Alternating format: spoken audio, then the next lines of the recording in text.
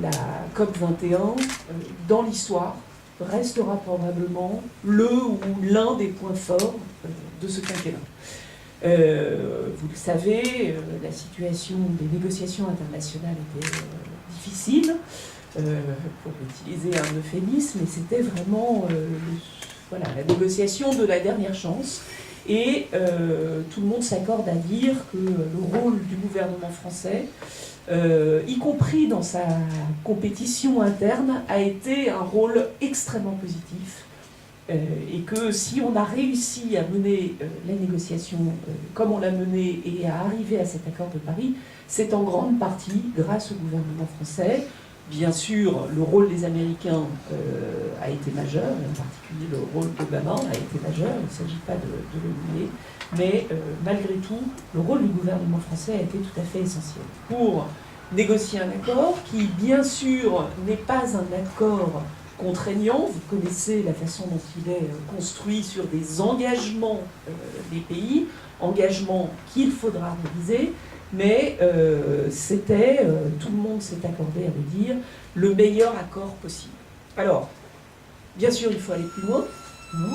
Si on reste au niveau d'engagement dans lequel nous sommes, a priori, même si il y a encore discussion, et il y a à nouveau, je dirais, discussion entre les scientifiques, a priori, nous ne sommes pas sur la trajectoire des 2%, ni même tendre vers les 1,5, que de toute façon cette trajectoire nécessite, j'en discutais avec Jean Jouzel et Hervé Le Treut, qui sont parmi nos grands climatologues, nécessite des avancées sur la capture du CO2 pour réussir à maintenir cette trajectoire, mais nous n'y sommes pas, et donc il faut un processus de révision de ces engagements, ce qui a été effectivement inscrit dans le texte.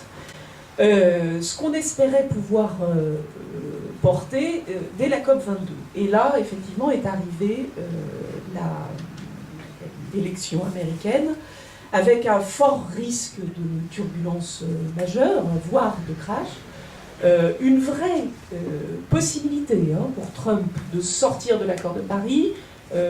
On a dit à un moment, on s'est rassuré en disant mais non, l'accord, dans son article, je crois 8, je ne suis plus très sûre, mais je crois que c'est l'article 8, donne la possibilité à un pays de sortir de l'accord, mais seulement au bout de 3 ans, avec un an de délai. Oui, sauf que cet accord de Paris est pris dans un autre, a pour support un autre accord, qui lui peut être rompu immédiatement avec seulement un délai d'1 an. Donc ça veut dire que Trump, s'il le souhaite, peut effectivement, dans 1 an, être sorti de l'accord de Paris. Donc ça, c'est une réalité.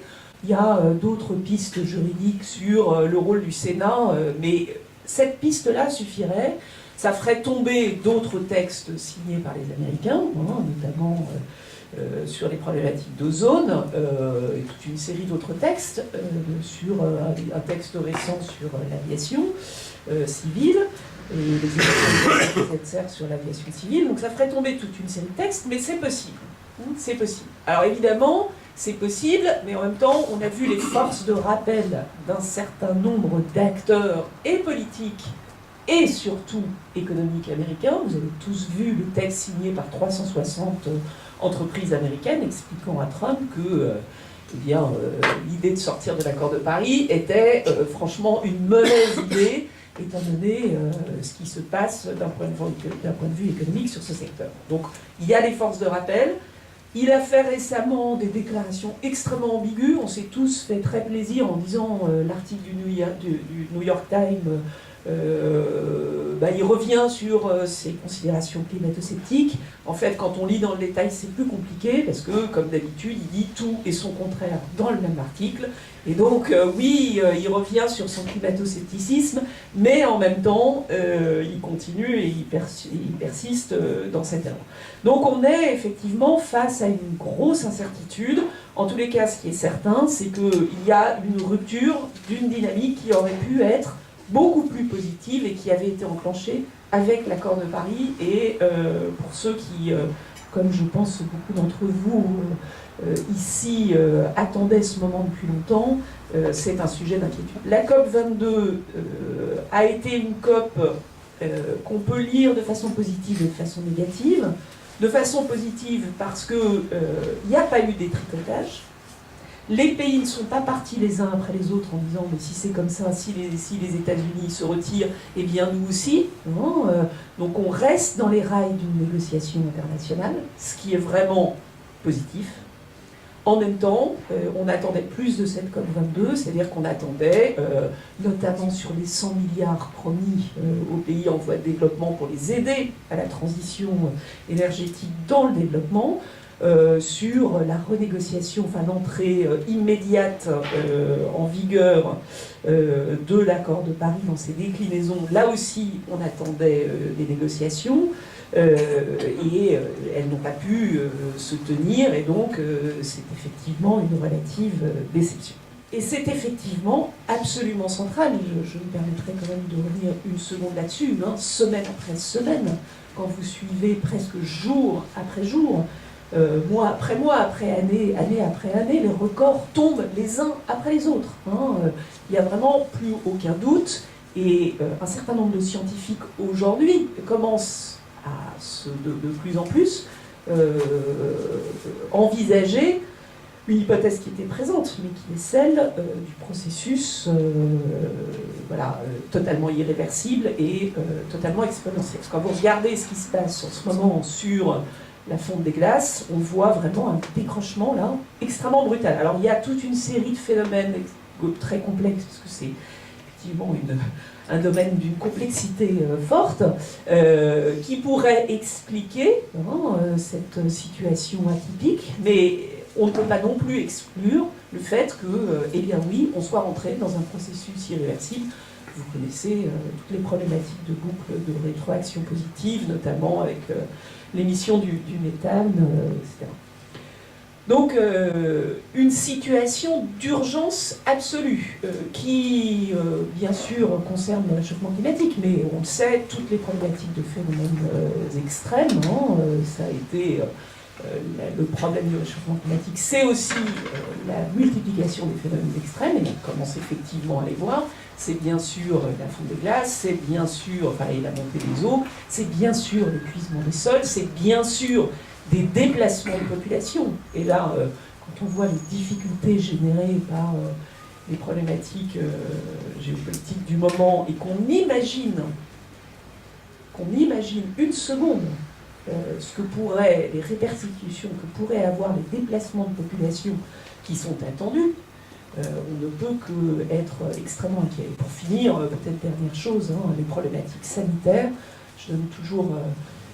je me permets de faire part de discussions avec Gilles Boeuf, que vous connaissez probablement, qui est le grand spécialiste de la biodiversité. Je me souviens des discussions en 2010 avec lui sur les problématiques sanitaires et l'hypothèse dans ce moment de grande extinction de masse, puisque c'est de ça dont les scientifiques nous parlent aujourd'hui, de l'hypothèse de la disparition d'une des espèces animales que nous sommes.